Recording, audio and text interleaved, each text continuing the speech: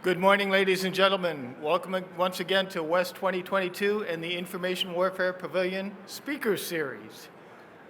I'm Joe Gradisher. I'm the PAO for Vice Admiral Trussler, who's up next in N2N6. And so we want to welcome you and make sure you take advantage of everything we've got going in the pavilion. I'll do a quick introduction to the Admiral and get him up here because you don't want to hear me all day long. Vice Admiral Trussler is the Deputy Chief of Naval Operations for Information Warfare and the Director of Naval Intelligence.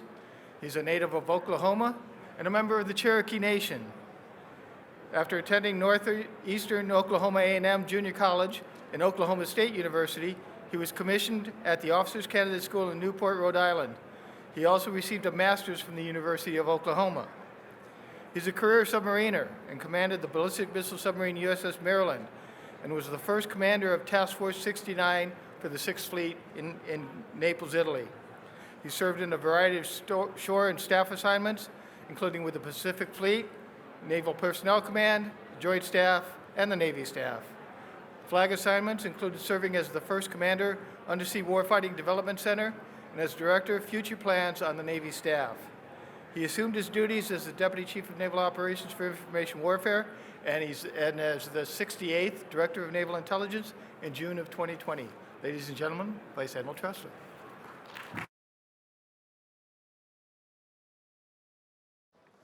Hey, good morning. Hey, good to see you all here. I've been asking several of you that I know, is this maybe the only place that has some seats you can sit down for a little while, or did we offer a free drink today? I don't know, but appreciate everybody coming out.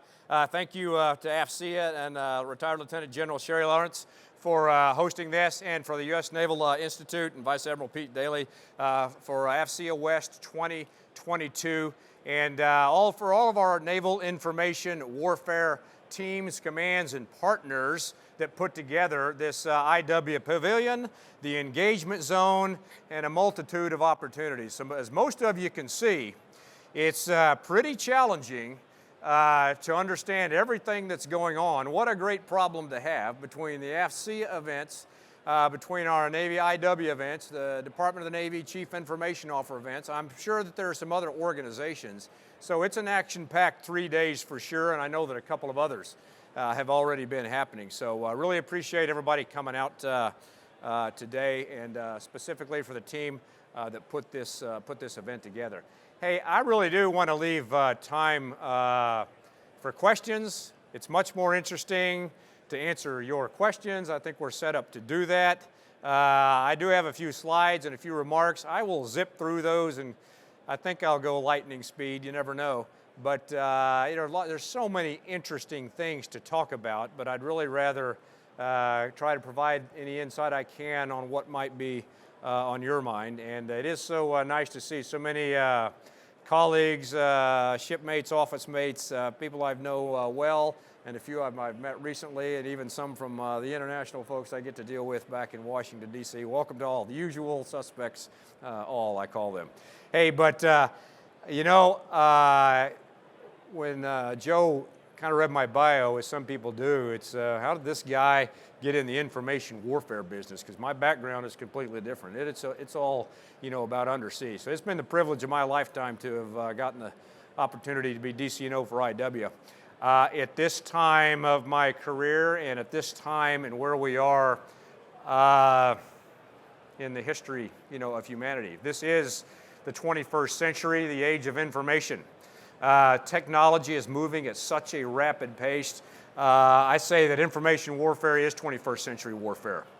Not ever going to eliminate tonnage, weapons capability, and firepower, but if you don't win that information war piece of it, and all that goes into that definition, which isn't necessarily always the same, but 90% correct in all cases, is that's where the real battle is, and the kinetics may never even happen depending on how well or how poorly that part of it goes. I think we're seeing that play out, right now, quite frankly. When you look around, we have never been in an age where there is so much opportunity for us to be so smart and so informed But I worry sometimes that we go the other way and look for the things that we want to hear, because that's out there too. And just my daily trips to the barbershop or the exchange or talking with my neighbors or what you see out there on social media, it's all over the place what you can find. And I think we're seeing it in spades right now from these two. What did you wake up and see in the news this morning? And I'm not giving you any insight and information. I get the greatest every day in the privilege I have of being director of naval intelligence. I got to sit with the heavies of the intelligence, the nation's intelligence community yesterday, and watch them talk about it to the Senate Select Committee on Intelligence on answer a few questions on what's the status and what's going on. That was fascinating for me to see and participate in. And there's a lot of disinformation going on right now. So I'm not going to tell you about the inside, just can't do that. But I can tell you what's in the news. And in the news, we woke up this morning to, after about 6 weeks of watching the slow crawl of Russian troops towards Ukraine, and all that's in the news about it, the president speaks on it regularly, the Secretary of State speaks on it regularly, to wake up today to, oh, wow.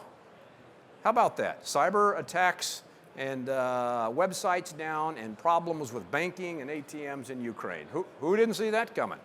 That's probably an MO or a way of life. Who didn't see, yesterday, troops are withdrawing. Okay, that's the news story of the day. But I'm just quoting the president. The president says, yeah, we're waiting to still see actual evidence of that. It's an interesting news story and a lot of statements. These two use information warfare to the max. They take advantage of the information age to control their populations. Yeah, they do not like the Western way of life that is about democracy and rule of law since World War II. Okay, that's not new information. You're not hearing news flash from me. You know that, but that's the tough world we live in, and that's where in the rules-based order that these two countries, particularly these two folks, are moving us, and what we have to watch for. And every day it's about China waking up for me. Some of you, I guarantee there's probably somebody within listening to my voice that's probably reporting back and probably sent here to see what you all are doing, what the United States of America is doing. So I don't hesitate. I just assume they're here monitoring. And once again, there's that Trussler guy talking about China. But it's fascinating. It is a fascinating, competitor, adversary, whatever we're going to call it today. But the largest country in the world, 4 times the population of the United States. When you look at them, in the third largest landmass, 4th largest population, rapidly growing and catching up, depending on how you classify and count GDP. The economists can do that all they want, but it is rapidly approaching and potentially going to exceed us. They've got the resources and landmass and size in the big countries like us. They've got the population 4 times us, and that population would love the middle-class lifestyle like we have. They want that. They see that. So there's conflict of some kind coming. Ideals, ideology, way of life. Information warfare is going to be playing a part of that. From the naval side, the world is still 70% water.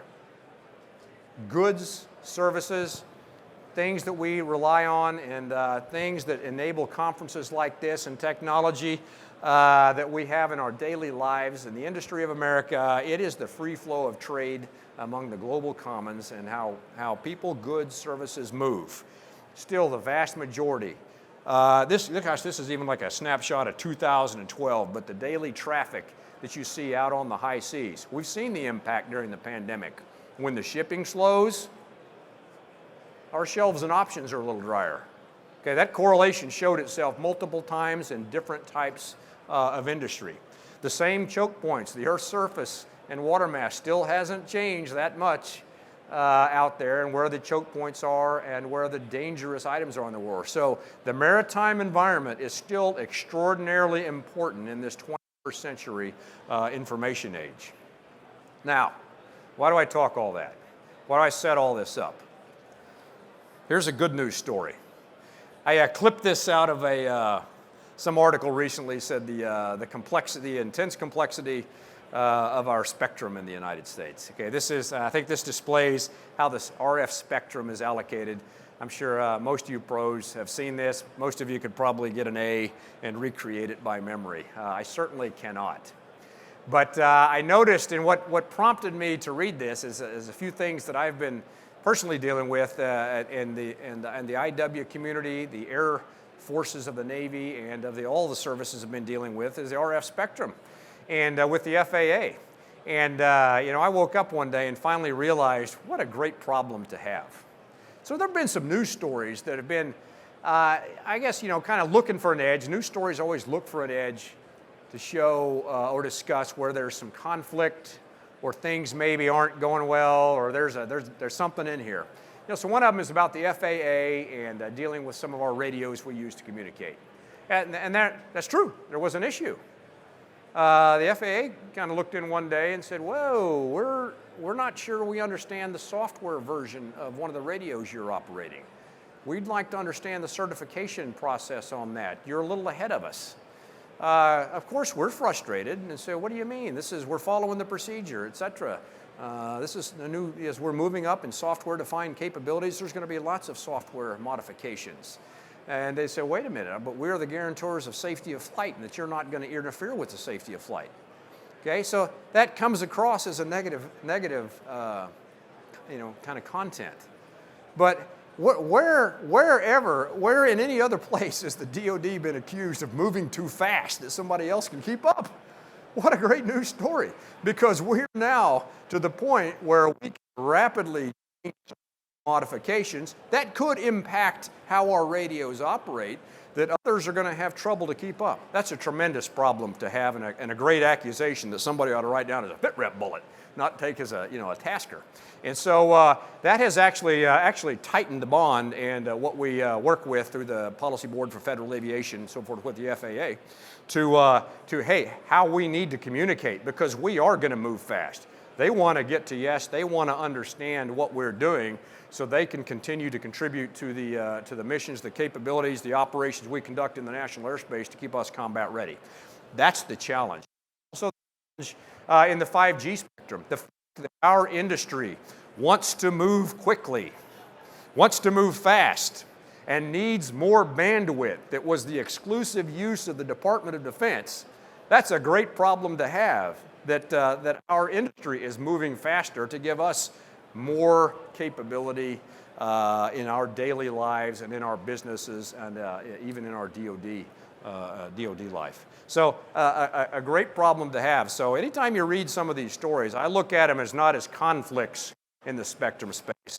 This is just opportunities, and these are great problems for us to have. That's what I just mentioned. These are the sort of challenging areas that three competing factors are competing against. Hey, but in the end, still, on the seafloor, well below the air-water interface, 97 to 99%, depending on what article you quote and what study you look at, of all traffic that you may whip up right now to check who is this loudmouth up there talking again. It probably will, whoops, my fault. It'll probably go off, one of those cables. Okay, and even as we proliferate through space, okay, this is just some graphical representation of something that's up there, and everything you're going to hear about the capability, commercial, DoD, it is going to make a dent, a small dent in what still goes over fiber optic cable in the maritime environment. The country needs this, the world needs this. This is going to provide more opportunity, more modernization. It is a complex AOR to manage. It is an AOR of vulnerability. The commercial industry has now well outpaced the government in something that the governments were leaders in for a long time. Thank goodness that the commercial industry is now going to give us options and going to be the leader. Good news for us. That's not a bad news story. That's good news. We can take advantage of the investment of our industry. But it is a difficult and challenging place that we're going to have to operate. So, what is combined in all of that? Okay, the world of cyber. Okay, one of my dirty words. I got a butcher list in my office of dirty words that, or buzzwords I call them, that you just can't say cyber, you can't say the word, you can't say AI, ML, you can't say nuclear, you can't say, there's words that you say that have a connotation, and immediately somebody who has a slice of one expertise area jump up and begin talking about something. So I'm going to talk about cybersecurity for the moment. That's what I'm talking about when I say cyber. So whether we're via the fiber optic cables, whether in the RF spectrum, via point-to-point, via satellite, beyond line of sight, all those things, anytime data, information is going to be passed using an operating system, okay, or a processor, getting to or from an IP address, that's vulnerability, okay? The explosion we've had in that capability is tremendous. It's given us plenty of opportunity, but for every opportunity, there's vulnerability, and we got to keep that opportunity protected and outpacing the vulnerabilities, and that's hard. I throw this up just because, you know, as I'm flying on the plane last night, technology connected to the internet with my little phone, and you know, flipping through some article on LinkedIn, somebody said something about the complexity of the cyber landscape. I just, wow, hey, I'm going to show that. Oh, so I logged my computer on while flying across country and downloaded this picture and put it in my thing and sent it to Joe and put it in the, you know, that's great luxury. That's great efficiency for me. I love that. Now, how do we keep that opportunity safe and outpace vulnerability?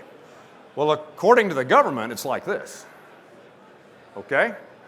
So you'll hear coming out of the Department of the Navy a lot about we got to get out of this compliance-based discussion on how we keep our systems secure. Okay, it starts with compliance. I mean, that's the minimum. Okay, but compliance should not be an industry unto itself. Compliance should not be weaponized. Okay, there are too many things, and it's not just about cybersecurity. There are too many things that in government, because the right thing doesn't happen naturally, we create a rule. Sometimes those rules become laws. And then we incentivize those rules. And then we incentivize the following and the building of those, and in fact, staffs and armies around these rules, vice focusing on the outcomes. We may have done that a bit in cybersecurity, to where we're focused on compliance, vice being agile and keeping us ahead of the vulnerabilities. That's what we're going to be working towards. Many of you have seen this little chart, the complexity of between, you know, the commercial, the defense industrial base, how we get to our installations and our critical infrastructure, what eventually gets through our fleet commanders out to our ships, aircraft, submarine, logistics forces at sea, the complex multi-classification layers of things we have to deal with, and not just for information technology, depending on how you define that, but just down to our M&E systems, our navigation, supply logistics systems. It's complex. We live in the information age. There's a lot of opportunity there for us to be extraordinarily efficient when we tie things together that weren't initially purpose-built to do that. There's also tremendous vulnerability in all those places individually, and the more connected you make them to freely pass data, which we want to do, that will make us more agile and smarter, but that's going to create vulnerability. That is a real challenge. That is a focus of your IW team. That's the focus of the Department of the Navy, the CIO, and the Principal Advisor. There's a lot of work there. There are no simple solutions. I know there's a lot of industry right here today that want to tell us, ooh, I've got your thing for that. I got it. But it's a complex morass. We're going to have to eat this element one bite at a time and look for opportunities where one bite gets a couple of pieces. But that's the challenge we exist in. And I look at it as a positive challenge, because that just means we live in a great world, a great capability, and our capability and our innovation sometimes is outpacing our ability to look for the threats. And when you have adversaries out there just looking for opportunity to poke, you got to win every time, they got to win once. Okay, you know that. That's not new news. But that's the world we live in today and what we're working on. Tomorrow I'm going to sit on a panel. I'm talking about JADC2. One of the big, it almost has made my list now, because people will walk in here and say something contributes to JADC2. And you will get an immediate challenge from me on that. Really? Well, tell me what you think JADC2 is. I'll talk about that tomorrow. But some of the great quotes and misquotes up there of where we are on the baby steps to that. What I'll really do is always direct and shift things towards what the Navy's contribution to that, and a leading contributor to that at this point is our Project Overmatch. And lastly, if you've not been listening to the CNO lately, about a year, over a year ago, CNO laid out his navigation plan, the NAV plan. And inside the Navy team and the Navy staff, we've at what we call the NAV plan implementation framework, NIF. We have taken and broken down the CNO's NAV plan, and like I have never seen us do before, we have taken the CNO's vision and strategy, and we've broken it out into discrete areas. Now, there have been POA&Ms and tasks and things like that out there before, but we have been sitting down with the vice chief of the head, and this DCNO is cranking with the support of the fleet, SysComs, TICOMs. How do we turn this into an outcome? How do we turn these things, this NAV plan, into North Stars we achieve, and we build the tiered objectives to get us there and start framing our budgets? And I'm sure that everybody is rolling their eyes saying, oh, of course, yeah, we did that too. We're doing it what I think is a real way. When you heard the CNO talk at the Naval Surface Warfare Association a couple of weeks ago, his theme was get real, get better. Okay, so I think that is step one. Be honest about where we are. A big pounding effort of both the CNO and the Vice Chief. Be honest about where we are. Embrace the red of the things we don't do well or are not doing well in, and attack those. And that's what we're doing.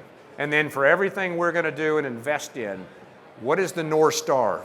Show how it's going to chip away at one of the things to get to a North Star. Not that it just contributes, you show how it will get you there. That is hard for us. We're doing that. To get real, get better. On top of all these headlines about just the old, the fix our computers stuff that was flying around out there recently on the internet. And I'll tell you, this is where you got to stand up and applaud for the Navy. And if you don't think you should, I'm just telling you, you ought to, because we kind of went from the back of the pack to the front of the pack with some great leadership from our Don CIO. The pandemic was a wake-up call for us. The silver lining of it was a wake-up call, and the Navy was more agile in securing some needed resources that we could make a prompt jump and some investment to upgrade our technology, start getting after some aging infrastructure, and re-architect a bit how we work.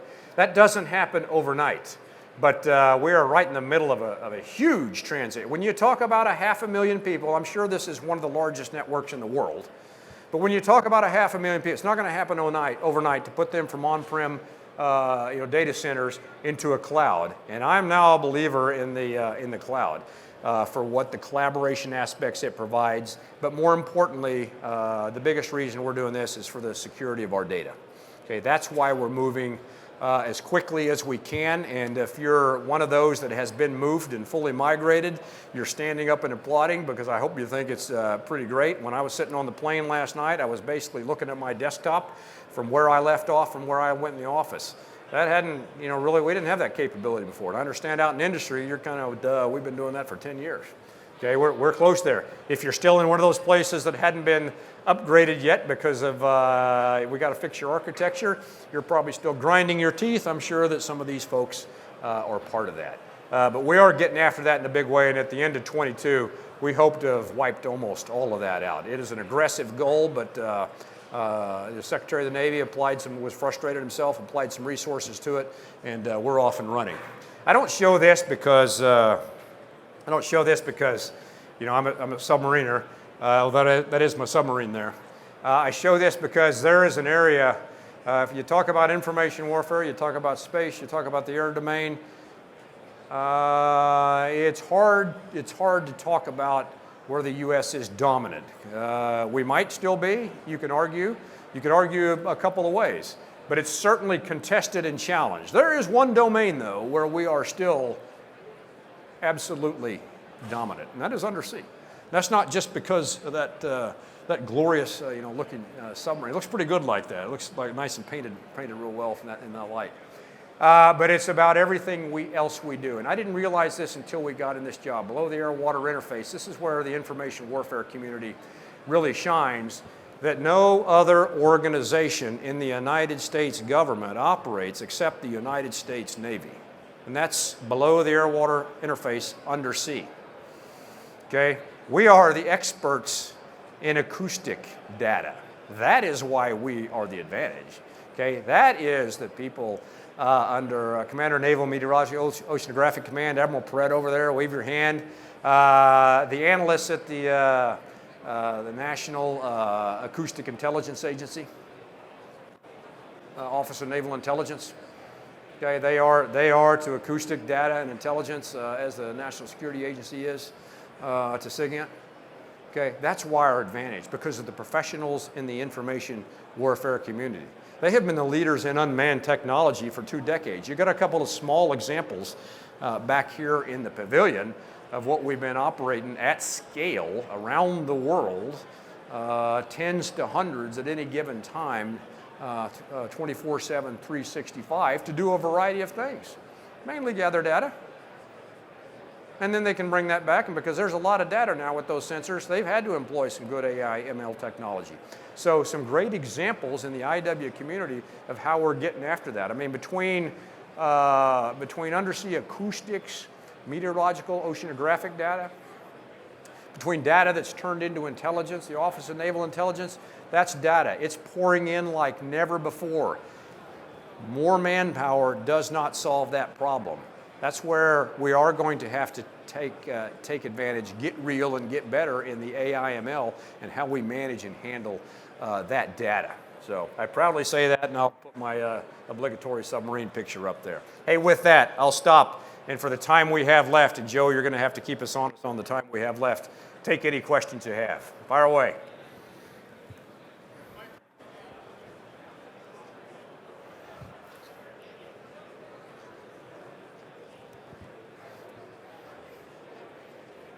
I'm good. You want me to tell a joke or something? Go ahead, sir. Grab the microphone there. I'll keep talking. You don't want that.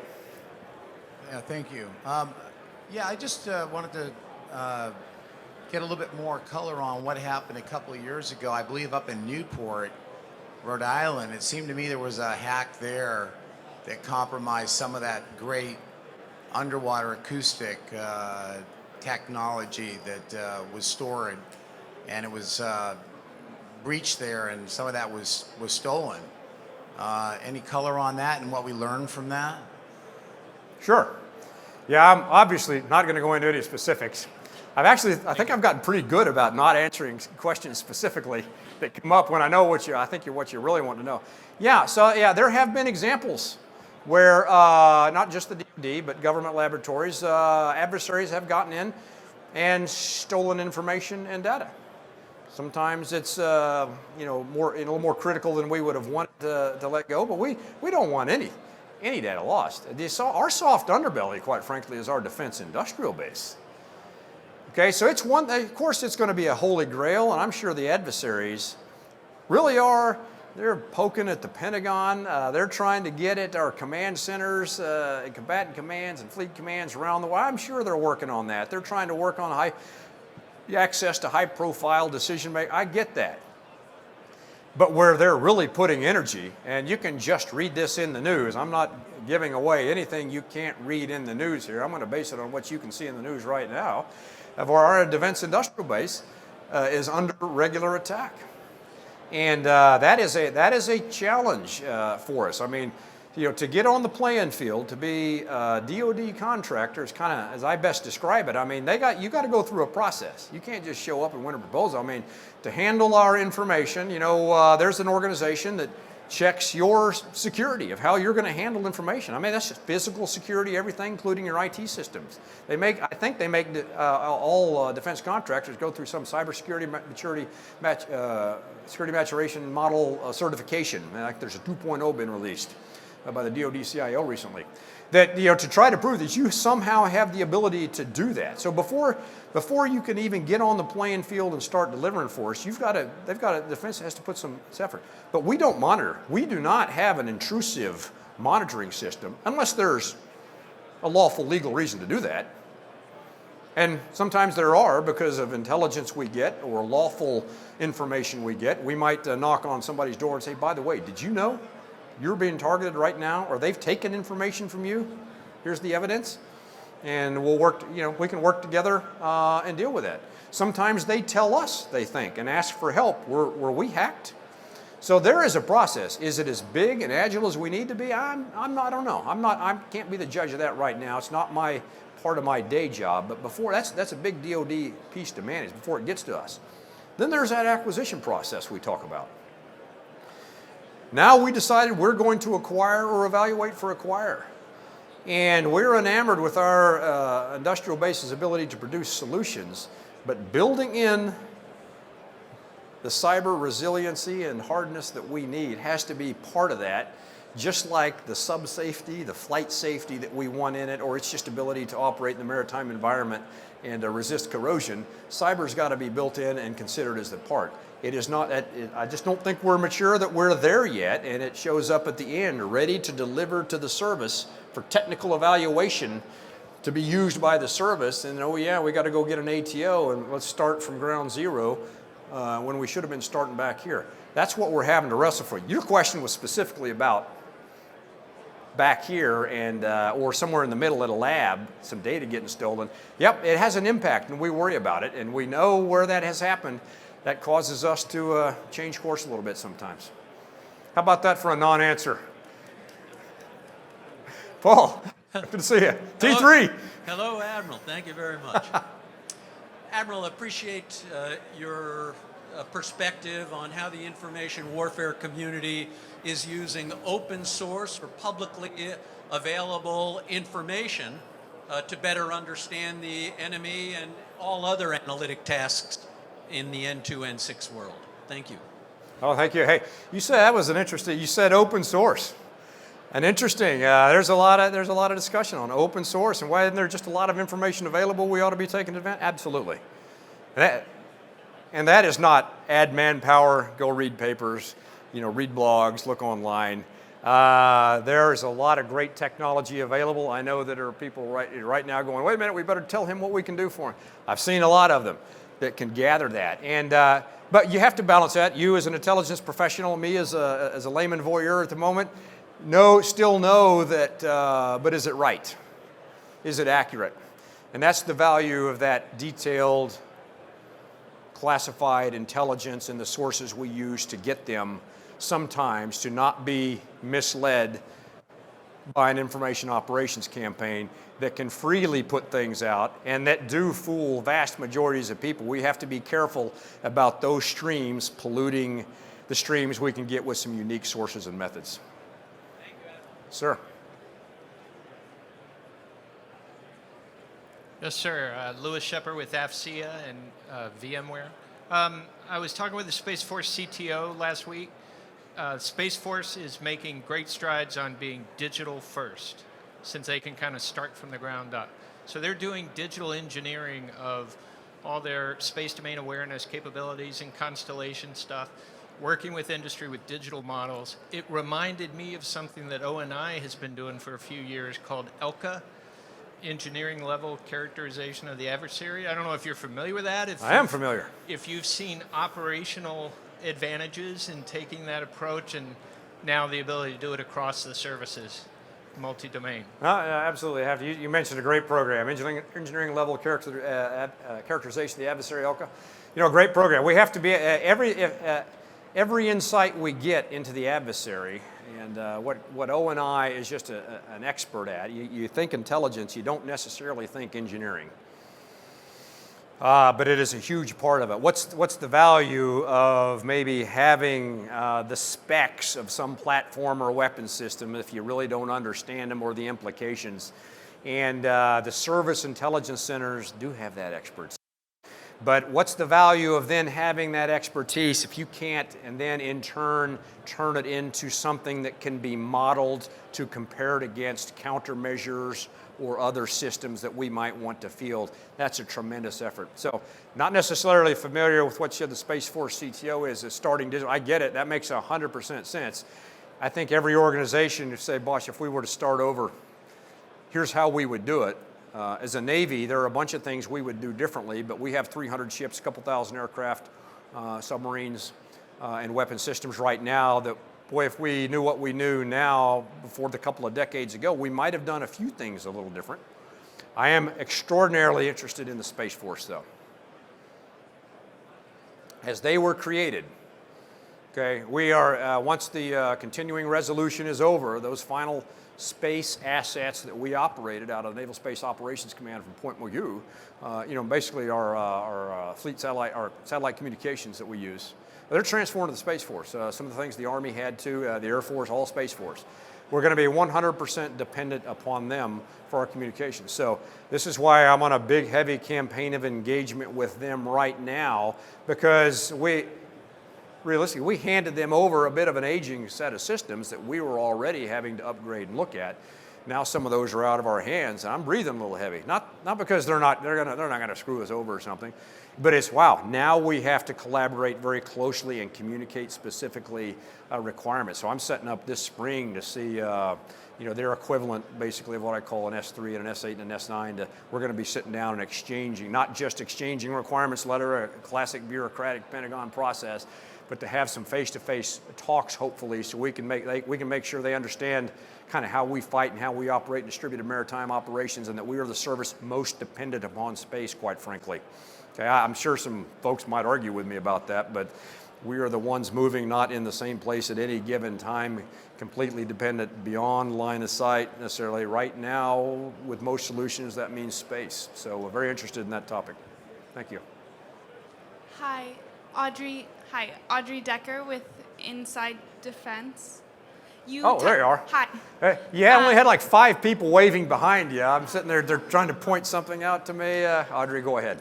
Thanks. You mentioned this a little bit in your speech, but I was wondering if you could go into a bit more detail on what changes must occur in the Navy to deliver the networking capability needed for a major conflict with a peer adversary. Thanks. Come to my JADC2 panel tomorrow. Okay, I'll be there. Okay, no, I'm not going to blow it off like that. Many of the organizations represented here have come to see me. I've got a solution for you. Have you considered? And just like I said earlier, if we were to start from ground zero, we would do X. But we are a platform-centric Navy. And most of the platforms we have now were built to carry weapon systems, and with the sensors we needed to target those weapon systems. And we built some very good ones. But as we have matured, and we now can field weapons that can go far beyond any sensor that an individual platform can carry, we need to be able to take the sensor data from other platforms and target weapons or satellites. Or unattended sensors or unmanned systems, and incorporate that. And those have to communicate seamlessly in a denied, degraded environment. So that is the challenge, and a lot of that is in the RF spectrum. So if we were to start from scratch and could remake what's in space right now, and the systems that are in board our aircraft, on our weapons, on our ships and submarines, we might do it just a little differently.